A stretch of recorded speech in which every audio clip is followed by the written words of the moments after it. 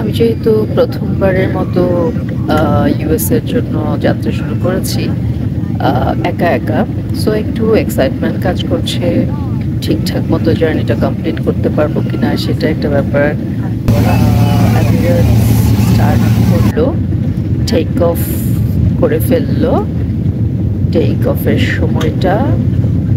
এরপর ওপর থেকে ঢাকা শহর দেখছিলাম।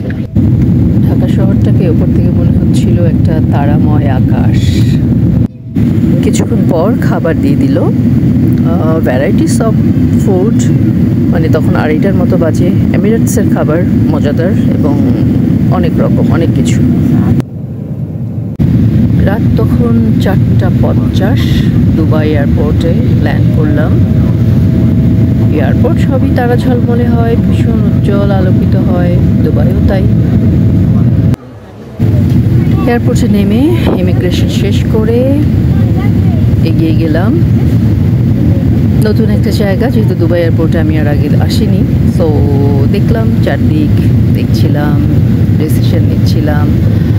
যেহেতু তখন অনেক সকাল, কি করব, একটু ক্ষুধা ক্ষুধাও লাগছিল, একটু কফি খাওয়া দরকার ভাবছিলাম।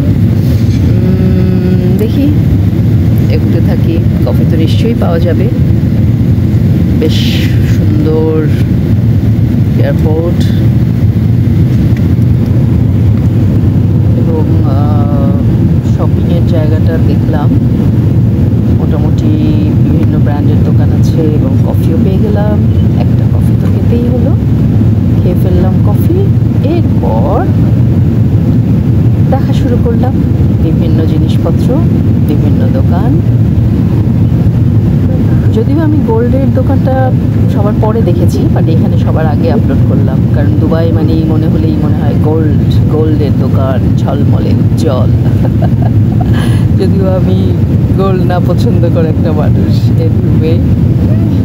এরপর আমি চলে এলাম আমাদের প্রিয় কসমেটিক্সের শোরুমে। সেখানে ম্যাক আছে, শ্যানেল আছে, আরও ভ্যারাইটিস বিভিন্ন রকম। আমার পেছনে সেই দেখতেই পাচ্ছেন শোরুমগুলো। এরপর একটা ইন্টারেস্টিং জায়গায় আসবো। যারা অ্যালকোহলিক তারা কিন্তু লোভ করবেন না, শুধু কালার দেখেন, শেপ দেখেন, বিভিন্ন নাম দেখেন, বাট লোভ করা যাবে না। ডিসকাউন্ট দেখেন, সব দেখেন, কিন্তু মনে মনে ভাবেন সব কিছু, কিন্তু লোভ বেশি করেন না। আফসোস তো একদমই করবেন না। আফসোস করে কী হবে বলেন? আমি আপনাদেরকে শুধু দেখাচ্ছি। আসলে দেখতে অনেক ভালো লাগে। দেখলাম তো, খুব সুন্দর করে তো গোছানো সাজানো, বেশ বড় একটা জায়গা অ্যালকোহলের জন্য।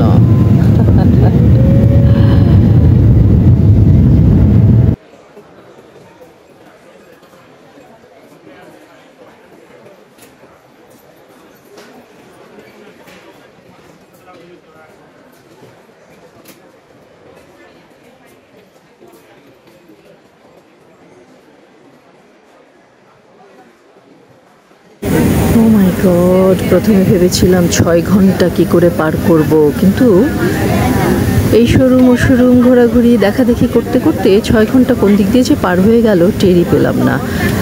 আমি বোর্ডিংয়ে চলে গেলাম, B25, এবং বোর্ডিংয়ের কাছে যেই থাকলাম, আমার টাইম হয়ে গেছে। সো আমি ফ্লাইটে উঠে গেলাম অলরেডি, মানে যাচ্ছি আর কি। ফ্লাইটটা দেখা যাচ্ছে এমিরেটস মাথাটা। প্লেন টেক অফ করলো, তখন বাজে অলমোস্ট 12টা। 1 ঘন্টা দেরি করেছে। ক্ষুধা কিন্তু ভালোই লেগেছে। এবং প্লেনে ওঠার পর যেটা হলো, খাওয়া দাওয়া শুরু হলো। এই ছেলেটাকে দেখতে, মানে এই এয়ারহোস্টটাকে দেখতে আমার কাছে সুশান্ত রাজপুতের মতো লাগছিল, তাই একটু রেকর্ড করলাম। এনিওয়ে, এরপর তো দৃশ্যাবলী দেখা শুরু হলো। মরক্কোর উপর দিয়ে যাচ্ছিলাম এবং ওশেনের সাথে মরক্কোর একটা মেলবন্ধন, এবং অসাধারণ সুন্দর লাগছিল ওপর থেকে দেখতে, কি বিউটিফুল। এরপরেই আকাশ দেখছিলাম, ও ছানা ছানা, তাল তাল, ছানা সন্দেশ সব আকাশের মধ্যে, কি যে অসাধারণ সুন্দর লাগছিল দেখতে ওপর থেকে। ওয়াও।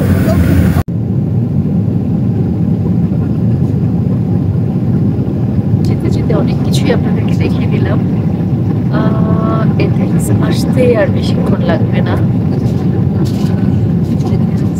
এরপরেই হচ্ছে গন্তব্য আমার। নামবো এথেন্স এয়ারপোর্টে।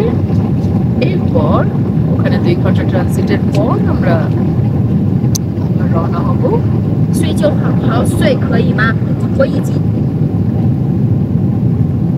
নিউ ইয়র্কের জন্য, মানে নিউ ইয়র্ক এয়ারপোর্ট।